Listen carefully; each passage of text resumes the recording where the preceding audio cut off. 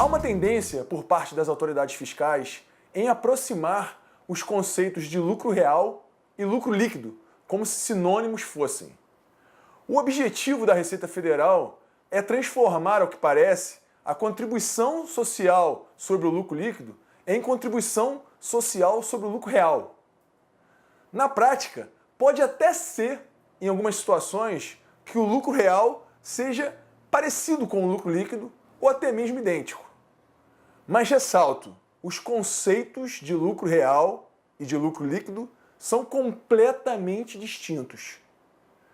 Um exemplo dessa diferenciação ocorre nos casos em que a Receita Federal considera indedutível o pagamento de despesas feitas pela pessoa jurídica por considerar essas despesas desnecessárias na apuração do lucro real. Ou seja, usa um critério para definição de lucro real para a definição do lucro líquido, que é a base de cálculo da contribuição social sobre o lucro líquido. E aí, Thales, o que você acha disso? É por aí mesmo, Thiago. A Receita Federal, de fato, tem tentado já há muitos anos aproximar as bases de cálculo do imposto de renda e da contribuição social. E, evidentemente, com interesse em aumentar a base de cálculo da contribuição.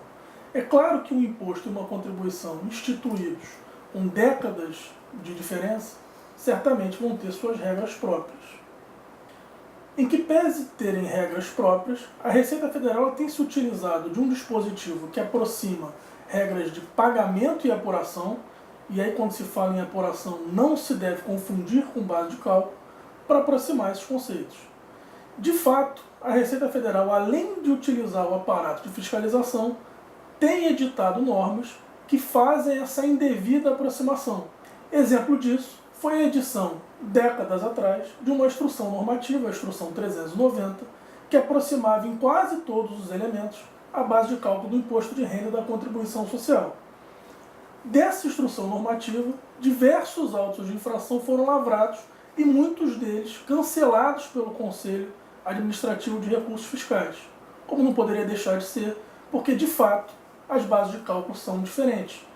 Mais recentemente, houve uma evolução importante em relação a essa discussão, que foi a edição da Instrução Normativa 1700, que em muitos casos resolveu a divergência entre a posição do fisco e do contribuinte, deixando claro que existem diferenças entre as bases de cálculo dos dois tributos. Mas não resolveu todos os problemas. Especificamente em relação ao tema das despesas desnecessárias, a distorção continua evidente. Como pode uma regra própria do imposto de renda, decorrente de uma lei editada em 1964, ou seja, décadas antes da edição da lei que instituiu a contribuição social sobre o lucro líquido, ser aplicável para esta última contribuição? É evidente que não poderia. E aqui cabe mais um comentário, que despesa desnecessária é aquela despesa não usual para determinado tipo de negócio, e não necessariamente aquela despesa decorrente de operações ou de fatos que não sejam considerados pela fiscalização como absolutamente intrinsecamente ligados à produção. É óbvio que uma empresa que opera uma frota gigante de veículos vai ter problemas com multas administrativas. Isso é absolutamente usual para esse tipo de negócio. Portanto, pagar estas multas e registrar contabilmente essas multas é natural e deveria ser considerado dedutivo. Então, Thiago, concordo com você que a Receita Federal tem tentado fazer uma generalização que é absolutamente inapropriada, dado que existem regramentos próprios para o imposto de renda e para a contribuição social sobre o lucro líquido. Esperamos que tenham gostado novamente do nosso bate-papo legal. Obrigado pela audiência e até o nosso próximo vídeo.